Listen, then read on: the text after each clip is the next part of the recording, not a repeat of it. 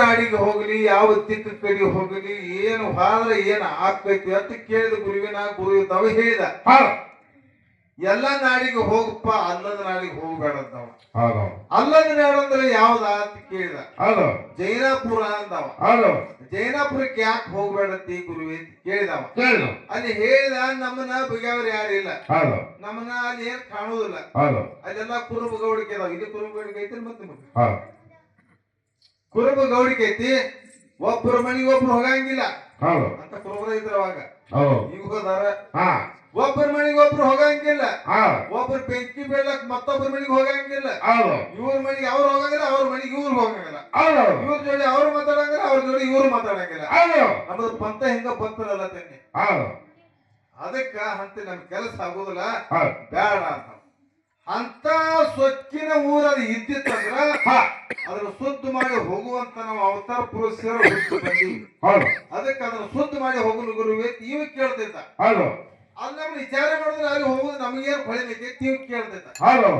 ಅದಕ್ಕೆ ಅವಾಗ ಹೇಳಿದ ಗುರುವೇನಿ ಏನೇ ಹೇಳ, ನಿನ್ನ ಆಶೀರ್ವಾದ ನನಗೆ ಬೇಕ, ಜೈನಾಪುರಕ್ಕೆ ಹೋಗಿ ಅದ್ ಏನಕ್ಕೆ ನೋಡ್ಕೊಂಡು ಬರ್ತದ ಅಂತ ಹೇಳಿದವ. ನನ್ನ ಮಾತು ಮೀರಿ ಹಾಜ ಅಂದ್ರ ಮಗನ ನಿನಗೆ 3 ಲಕ್ಷ 3 ಲಕ್ಷ ಬಿದ್ರೆ ಹರ್ಕತ್ತಿಲ್ಲ. ಬೆನ್ನಿಗೆ ನೀ ಅದೇ ಅಂದ ಮೇಲೆ ಲತ್ತಿ ನನಗೆ ಯಾಕೆ ಹಂಚಿಕಂತಾವ. ಹಂಗಾದ್ರ ಹೋಗಂತ. ಹೋಗುದ್ರೊಳಗಾರ ಅಲ್ಲಿ ಹೋಗಿ ವಿಚಾರ ಮಾಡ್ಲಕ್ಕಾಗಿ ದರಿನೇಳು ದುಳಿಗೌಡ ಬಹಳ ಸೌಕರ್ಯ ಇತ್ತ. ಕೊಡಿನೇಳು ಕುಪ್ಪಕೊಂಡು ಬಹಳ ಬಡತಾನಿತ್ತ. ಅವ್ರು ಹೊರಗ ಹಾಕಿದ್ರ. ಕೊಡಿನೇಳು ನಂದ್ಕೊಂಡು ಹೊರಗೆ ಹಾಕಿದ್ದ. ಅವ್ ಬರೇ ಕಂಬಳಿ ನೇದು ಹೊಟ್ಟಿ ತುಂಬಿಸೋದು ಪಟ್ಟಿಲಿ ಬರೀ ಕುಡಿತಿದ್ದ. ಇದನ್ನೆಲ್ಲ ಕಣ್ಣರಲ್ಲಿ ನೋಡಿದ. ಕಣ್ಣಲ್ಲಿ ನೋಡಿದ ಎಲ್ಲಿ ಬಡವದನ್ನ ಎಲ್ಲಿ ಸನ್ಮಾರ್ಗತ್ಲೆ ಅಲ್ಲಿ ಹೋದವ. ಹೋಗುದ್ರೊಳಗ ನಿಮ್ಮ ಮನ್ಯಾಗ ಇರ್ತಾನಂದ, ಇರ್ಬೇಡ ಅಂದವ. ನಾವ ಪಟ್ಟಿಲಿ ಅಂಬಲಿ ಕೊಡ್ತೀವಿ, ಇಲ್ಲಿ ಬಂದ್ ಏನ್ ಮಾಡವಂತವ. ಇಲ್ಲ ಏನಿಲ್ಲ ನಿಮ್ ಬಡವ ನಾ ಜೀವನ ಮಾಡ್ತಾನ ತಿಳ್ಕೊಂಡು ಅಲ್ಲಿ ಮಾಡಿ ಕಿರಂದ್ ಏನ್ ಮಾಡಿದ, ಅಲ್ಲಿ ಜೀತ ಒಂದ್ ಆಕಾರ ಮೇಲೆ ನಿಂತು ಕಿರಂದ ಅವ್ರೊಳಗೆ ನಿಂತ.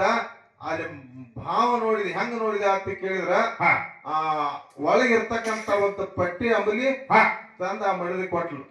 ಇವ್ ಅಂಬಲಿ ಕುಡದ ಮತ್ತ ಕುಡಿಯಂಗ ಆಗಿತ್ತಂದವ. ಇರುದ ಒಂದು ಪಟ್ಟಿ ಅಂಬಲಿತ್ತು, ಮತ್ತೆ ಅಂಬಲಿ ತರ್ಲಿ ಅಂದವ. ಹೋಗಿ ತೊಗೊಂಡ್ಬರೋಗಂದವ. ಹೋಗಿ ನೋಡಿದ್ರ ಮತ್ ಹಂಗ ಇತ್ತ ಅದು ಬೆಳಿ ತುಂಬಿದ್. ಮತ್ತೊಂದು ಕೊಟ್ಲು ಮತ್ತ ಬೆಳಿ ಹಂಗ ಇತ್ತು. ಬಂದ ಕಿವಿ ಒಳಗ ಗಂಡಗೆ ಹೇಳ, ನೀವು ಹುಡುಕ್ ನೋಡ್ಲಕ್ ಹಿಂಗದಾನ ಕರೆ ಏನು ಸತ್ಪುರುಷರ ಕಾಣ್ತಾನ, ಇವನು ಕಾಲದೊಳಗ ಅನ್ನದ, ಕೈ ಒಳಗ ಅನ್ನದ, ಇವ್ ಏರ್ಲಿಲ್ಲ ಮನ್ಯಾಗ ಅಂದ್ರೆ.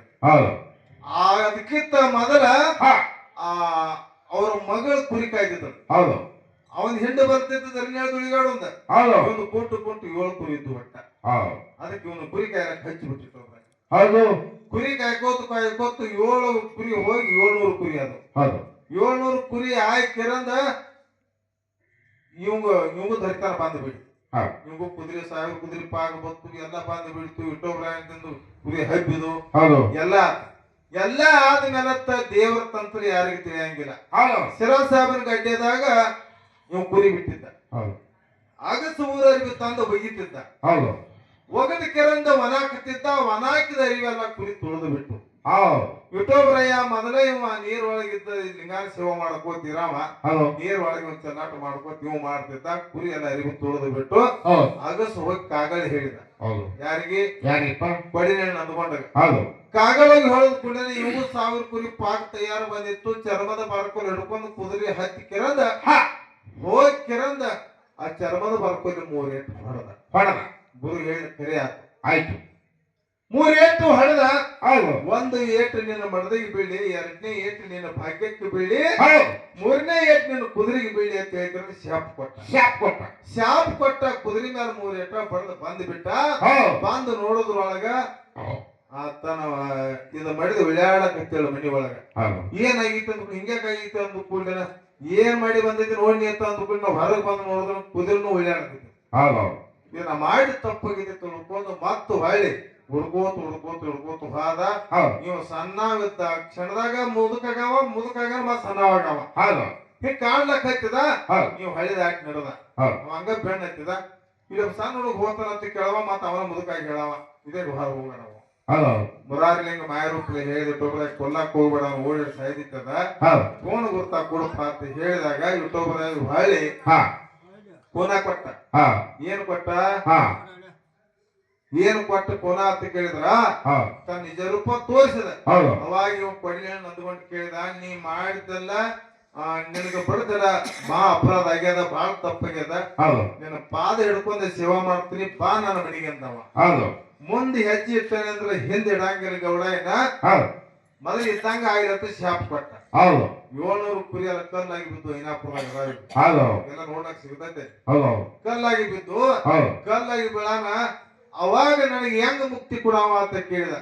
ನಿನಗೆ ಈಗ ಮುಕ್ತಿ ಕೊಡಂಗಿಲ್ಲ, ನನ್ನ ಏನ್ 3 ಏಟು ಬಡ್ದಲ್ಲ ನನ್ನ ಕಾಲಾನ ಕೆರವಲ್ಲಿ ಬಿದ್ದಾವ್. ಅವಾಗ ಕೆರವು ಇಟ್ಟುಕೊಂಡು ವರ್ಷಕ್ಕೊಮ್ಮೆ ಪಟ್ಟಣ ಕೊಡೋಳಿ ಜಾತ್ರೆಗೆ ಬಾಯಾಗಿ ಹಿಡ್ಕೊಂಡು ಬರ್ಬೇಕಂತ. ಅನ್ಕತಕ ನಿನಗ ಮುಕ್ತಿ ಇಲ್ಲ. ಎಷ್ಟು ದುಷ್ಟ ಗುರುಗಳದಾರ ಇವ್ರು. ಅವ್ರ ಬಂಡಾರದೊಳಗ ನಾವ್ ಇದೀವಿ ಅಂದ್ರೆ ನಾವ್ ಹೆಂಗ್ ಇರ್ಬೇಕು ಅನ್ನೋದು ನಾವ್ ವಿಚಾರ ಮಾಡ್ಬೇಕು. ನಿಂತೈತಿ ನೋಡ್ರಿ, ಹೌದಲ್ಲ? ಇದು ಖರೆ ಐತಿಲ್ಲ ಮತ್ ಮಾತಿದ. ಅದಕ್ಕ ಏನ್ ಶಿಕ್ಷಣ ಕೊಟ್ಟ? ನೀ ಉದ್ಧಾರ ಆಗ್ಬೇಕಂದ್ರ ನನ್ನ ಬಡಿ ವಯಸ್ಸಿನಾಗ ನನ್ನ ಕೆರವಲ್ಲಿ ನಾಡಿ ಬಿದ್ದಾವಲ್ಲ ಅದ್ರ ಬಾಯಿ ಒಳಗೆ ಹಿಡ್ಕೊಂಡು ನನ್ನ ಮೇಲಿನ ಗಿರಿಗೆ ಬರ್ಬೇಕ್ರಿ, ಅವಾಗ ಮುಕ್ತಿ ಇಲ್ಲ. ಅದು ಇನ್ನುವರೆಗೆ ಸಾಗಿ ನಡೆದು ಬಂದೈತಿ. ಇಂತಾವ ಗುರು ಒಮ್ಮೆ ಸಿಟ್ಟಿಗೆ ನಮ್ಮ ಒಮ್ಮೆ ದರ್ಪ ಬೀರಿದೆ ಅಂದ್ರೆ ನಾವು ತಾಳಂಗಿಲ್ಲ. ಅದಕ್ಕೆ ಅವನ ಮುಂದೆ ನಾವು ಸೇವಾ ಮಾಡ್ತೀವಿ, ಭಕ್ತಿ ಮಾಡ್ತೀವಿ, ಅವನ ಜಾತ್ರೆ ಮಾಡ್ತೀವಿ, ಪಟ್ಟಿ ಪಳಿಗೆ ಮಾಡ್ತೀವಿ. ಆದ್ರ ಅವನ ಭಂಡಾರದೊಳಗ ಬತ್ತಂದ್ರ ಈ ಒಳಗಿಂದ ಎಲ್ಲ ಹೊರಗಿಟ್ಟಿಕರಂದ ಸೇವಾ ಮಾಡುವ ನಾವು ತಿಳ್ಕೊಂಡು ನಮ್ದೊಂದ್ 2 ಮಾತು ಹೇಳಿ ಇಷ್ಟ ಮಾತು ಮುಗಿಸಿಕರಂದ ಮುಂದೆ ಭಗವಂತ ಹೆಂಗ್ ಬುದ್ಧಿ ಕೊಡ್ತಾನ ಹಂಗ ನೀವು ಸೇವಾ ಮಾಡ್ರಿ. ಅದಕ್ಕ ಈ ಭಗವಂತ ಇಲ್ಲಿ ಹೆಂಗ ಬಂದ ಹೆಂಗಿಲ್ಲ ಅಂತ ಹೇಳ್ಕೊಂಡು ಒಬ್ಬರೇ ನೀವು ಮೆರಕು ಆಡ್ಸ್ಬೇಕಾಗಿತ್ತು. ಯಾಕೆ ಆಡ್ಸಲಿಲ್ಲ? ಯಾಕ್ರಿ?